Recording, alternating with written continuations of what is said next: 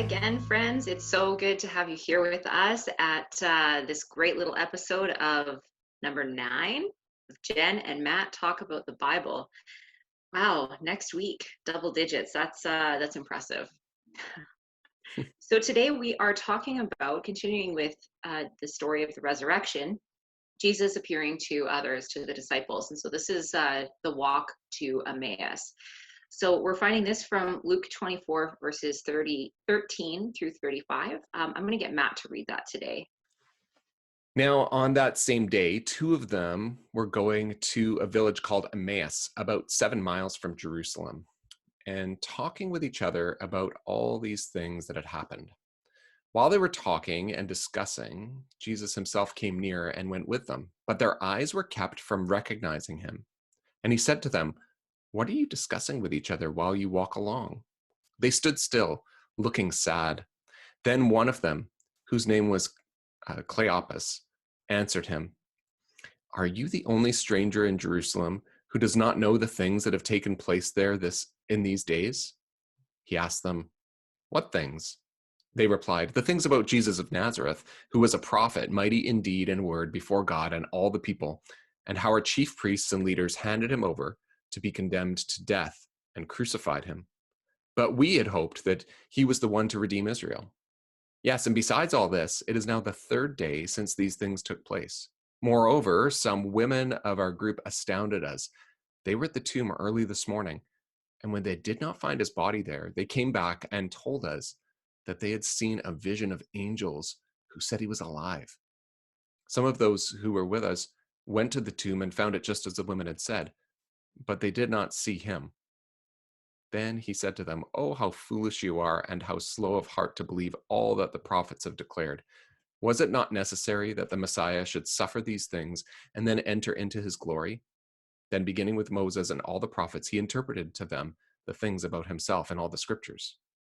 As they came near to the village to which they were going, he walked ahead as if he were going on, but they urged him strongly, saying, "Stay with us, because it is almost evening and the day is now nearly over." So he went in to stay with them. When he was at table with them, he took bread, blessed and broke it, and gave it to them. Then their eyes were opened, and they recognized him, and he vanished from their sight. They said to each other, "Were not our hearts burning within us while he was talking to us on the road, while he was opening the scriptures to us?" That same hour they got up and returned to Jerusalem, and they found the 11 and their companions gathered together. They were saying, "The Lord has risen indeed, and he has appeared to Simon." Then they told what had happened on the road and how he had been made known to them in the breaking of the bread. That is it. That's good. I like it. Although I kind of wanted to just go one more verse. Can we go one more verse? Absolutely. Just because Yes. it connects Yes. to last week. While they were still talking about this, Jesus himself stood among them and said, "Peace be with you." So good. Okay. How far is it from Jerusalem to Emmaus? I believe it's about, what, 15 kilometers? Yeah, I think so. 15, 18 kilometers, something like that. I don't know, Yeah. whatever that conversion. Yeah. Yeah. About someone the other day was talking about this, and they said about a 5-hour walk, 5 to 6 hour walk. Wow. So That's a long distance. it also means that they might have been walking with Jesus for a long time, not knowing who he was. Yeah, that's interesting implications right there. How long do we go along walking with Christ and not even recognizing him? The other thing that struck me was one of them named Clopas or Cleopas, but the other one they leave unnamed. Yeah. It was I kind of like there's been a couple of interpretations. I've done a little bit of pre-research on this. I guess we should announce I'm preaching this Sunday Yep. on this text, and so I've been doing a little bit of work already. And there's been some people who have suggested that the writer leaves the other disciple nameless, almost that we can insert ourselves into that place, that we're walking and we can really join in that in the story. Another suggestion has actually been perhaps the reason why she wasn't named is because she was indeed a she, and perhaps this was a couple who were leaving Jerusalem to return to wherever, because there was a lot of festivities happening at that time. So it was kind of a natural exodus, that people were leaving Jerusalem. So perhaps it was a couple, a man and wife, who were walking along. I heard as well someone talk about were like them leaving Jerusalem. Are they leaving because, okay, Passover's now over and we're going home? So just kind of a natural thing, like you said. Or is that like metaphorical in a way for like there are some disciples that are staying and they've kind of said, forget it, it's over, let's go. So are they kind of leaving behind Hmm. the faith that they had in Jesus even? And then suddenly Jesus shows up. I also love that. I don't know, just anytime there's interactions with Jesus, I just think it's so good.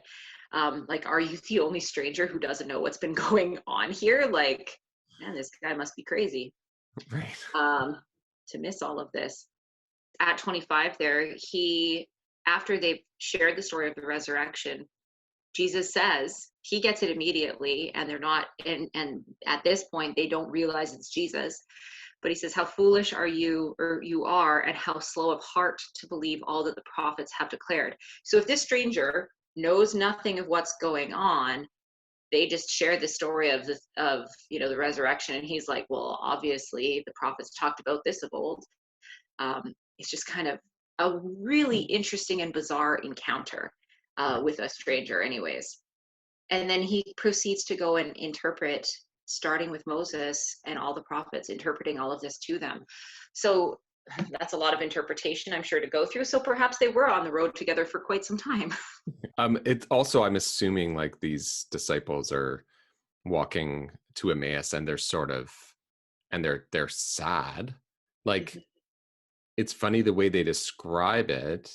We are used to and conditioned to hear that as the empty tomb, good news, he's risen. But Right. but they're not saying it like that. They're saying the women went there and said they saw an angel, and our companions went and checked it out, and they found it the way the women had said, but he's not, like, there's no Jesus, he's not risen. Yeah. He's And just gone. that's when Jesus takes over and says, no, no, no, like you're like, he probably is, guys, because this is, remember what the scriptures say, and like he starts explaining it to them at that point. Yeah. But we're used to hearing the empty tomb as good news. That's a really, really good point. And I think that's helpful for us, like, as we're looking at scripture in general, for anybody, um, to remember that we have, 2000 years of understanding and development of our faith over these texts, that we do have a certain lens we approach it with. So to think of it in, I often think about the context, but I don't necessarily think about, like, how are they feeling in this moment, because what's not old news to us, but good news to us wasn't so good to them at the moment. There's this whole hospitality thing that is going on in this story as well, where Jesus continued on as if he were going farther. Yeah.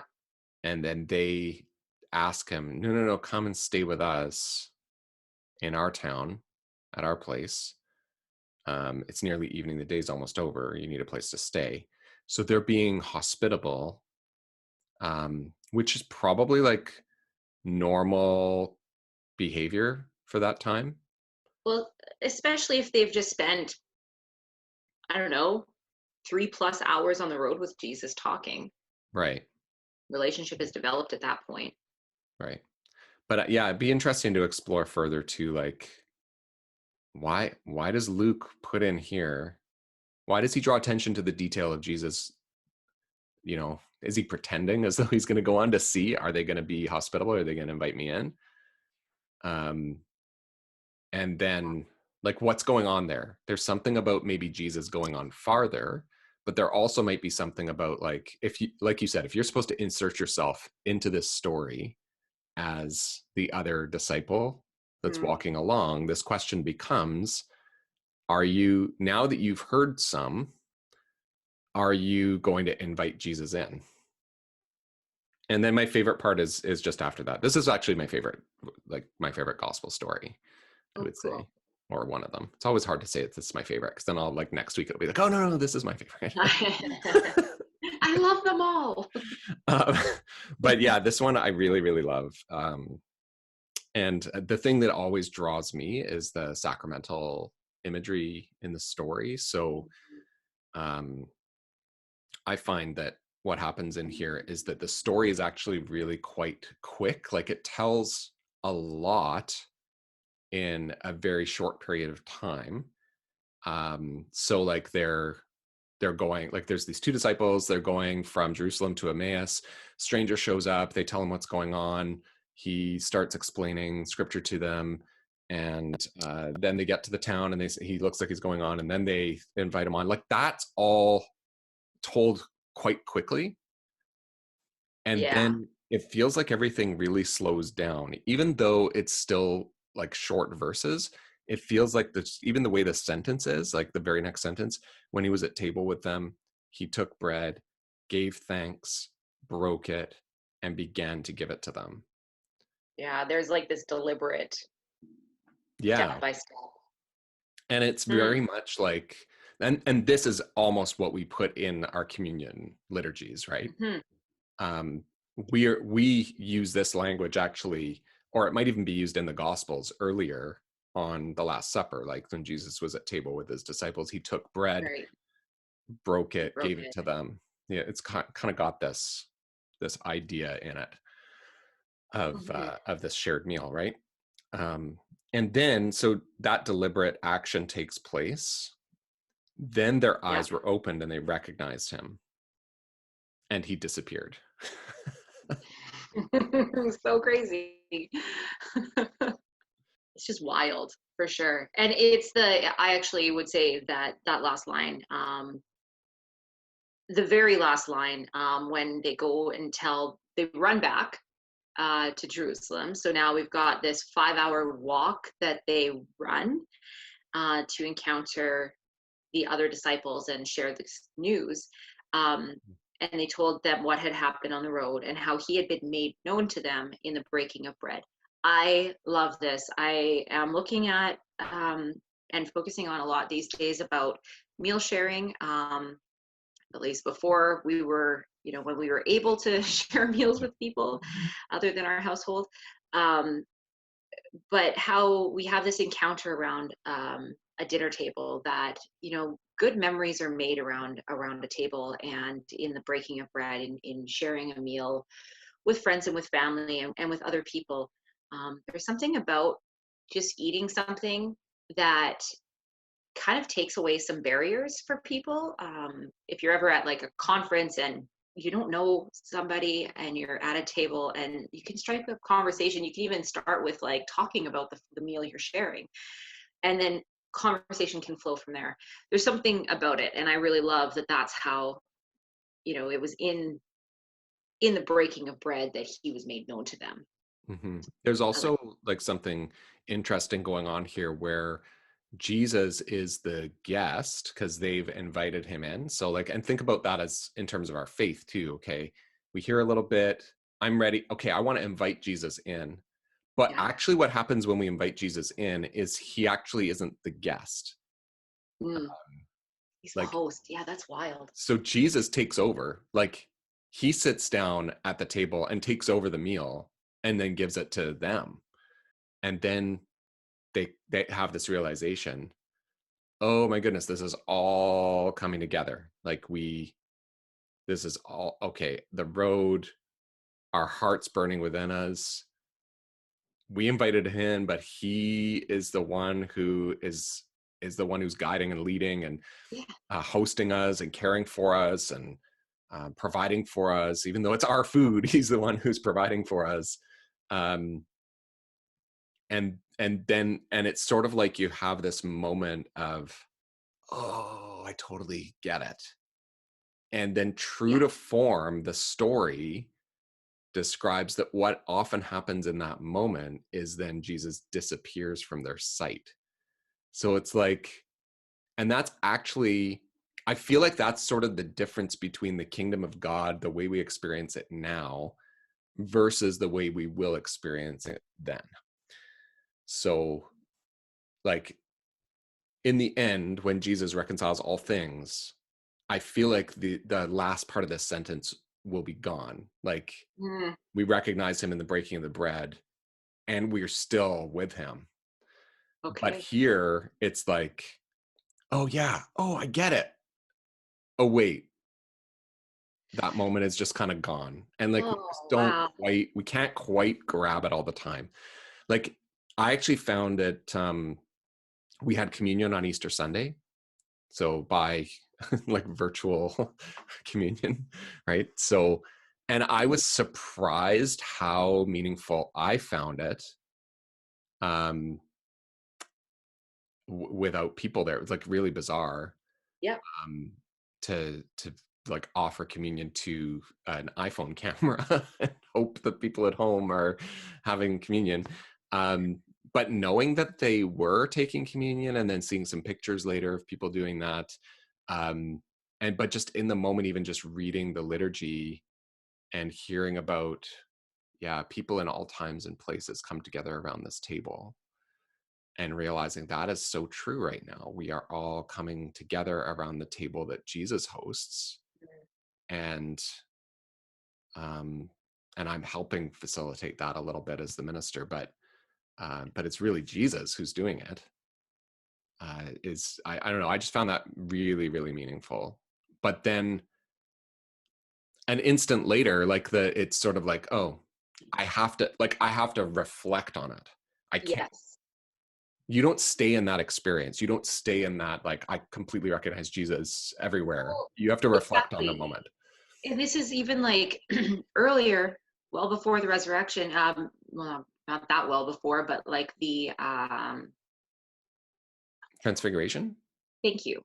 The transfiguration, when they are on the mountaintop and they just want to stay there, the Right. disciples, Yeah. Yeah. I would want to stay there too. Like, man, when I've gone to conferences and it's just so good, especially in my younger years, especially in my younger years, Right. I don't want to leave this experience. I don't want to go back to my crummy reality. Right. My reality wasn't crummy. It was good. But like there's just something so magical that happens that it's just like wow, and it's magical, but it's also more real than you've ever experienced something else before. And I know everybody experiences things differently, so I don't want somebody to be discouraged by hearing that and think, wow, I've never experienced anything like that that feels magical. That's okay. Your experience and your walk with Jesus is what it's supposed to be, and continue to seek him. But it's Right. And actually, like giving an example of like a conference big type experience yeah, is like, we need to recognize that's actually a really different example than what the story is, that's true. where it's like there's three people Exactly. and there's this experience of Jesus in the midst of that. So it might not be like everybody's got a different story. Yes. That's totally fine. And there's just, I think I'm more so highlighting that there's times that it'll happen where there's something that you encounter truth and it does have that burning in your heart Mhm. sensation, where it's like, oh, I'm on fire for the Lord right now. That's a little bit different than I normally experience on my day to day. So Right. As opposed to like when you're a leader at those events and it's like, yeah, day 3 of 5 and like, when is this, when can I go home? Like, this is, pretty I sure we're know this is talking about great for one same people, so event. I'll gladly serve. This is great, but I'm an introvert too, so it's like, oh my goodness, there's so many people here and I enjoy them, I have fun. Uh-huh. But when I was younger, I had a lot more like, oh, this is so important to me, and like I'm experiencing God and experiencing Jesus. But as I got into leadership, it was like, it's interesting. I experienced Jesus a lot more on a walk by myself Mm, in the in through the that. in the forest than I Yeah. do, at the big conferences now. So That's a really good, actually, that's a really helpful thing to share, because that is true as well. Especially we're not together physically. right, Um, how are we encountering Jesus during worship within our homes? How are we feeling that? Because I don't know, the feedback that we've been getting is pretty positive, yeah. that people are definitely feeling a connection, which is really cool. So Spirit's doing something. Yeah. And maybe there's like a then what question. Like, I don't know where you're going to go with this sermon. Um, but But for these disciples, like, Huh. one of the interesting things, if the theory is that they are dejected and they're walking away, Yep. they walk away. Right. Jesus comes, walks alongside them, which is really interesting. If somebody's like, I'm done, and they start walking away, and Jesus comes and walks alongside them and starts giving them clues about who he is. Yeah, that's good. If they get to a point where it's like, I'm inviting Jesus in, he's made known to them, however, through this experience here, the breaking of the bread, their response is to not walk, but run back to Jerusalem to get back to the other followers of Jesus and say, whoa, like, we've had this experience. Ooh. And what is really cool, I think, is that when they get back to Jerusalem, they are not the first ones who are reporting about the risen Jesus. They arrive back and the other disciples are saying, Jesus appeared to Peter. Like, it's true. And they're like, this is what just happened in Emmaus. You're not going to believe it. Like, he was walking with us on the road and he was made known to us in the breaking of the bread. And Yeah. then Jesus shows up among them. Wild. And he's there. So, I mean, even just the narrative flow of the story too, as I'm talking about it, when Jesus shows up and says, peace be with you to the disciples, like, couldn't God have just arranged for Cleopas and his wife or whoever it is to have already just kind of been there? Like, wouldn't that have been more expedient to just have them all together in the same room when he shows up to say, peace be with you, or to have Peter already just there in the same room? Like if we were organizing it, we'd be like, well, you should really, like, let's make sure that we get everybody together at the same time in the same place, and then we can do the announcement of the new thing that's going on here. Yeah. Let's do that. And particularly if we had like godlike powers, right? We would just say, well, we'll just move all these pieces together so that we can just do the day of Pentecost when everybody's all together. Like, let's just do that. But God doesn't seem to work that way, right? Like, No. seems to work with where people actually are at, as opposed to Yes. Where something people else. are at, and still allowing us to be human, and still giving space for people to process and have those human emotions. And um he doesn't he doesn't say, like, well, get over yourselves because it's actually Jesus is risen, so it's all good, and that means, like, you're only going to have joy.